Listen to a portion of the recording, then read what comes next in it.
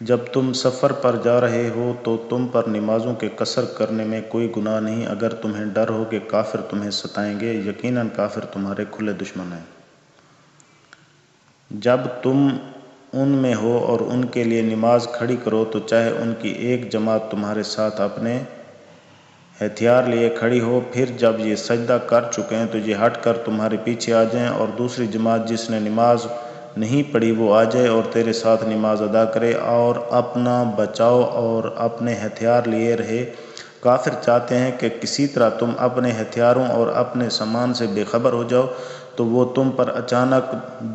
دھاوا بول دیں۔ ہاں، اپنے ہتھیار اتار رکھنے میں اس وقت تم پر کوئی گناہ نہیں جب کہ تمہیں تکلیف ہو، یا بوجہ بارش کے یا بسبب بیمار ہو جانے کے، اور اپنے بچاؤ کی چیزیں ساتھ لیے رہو۔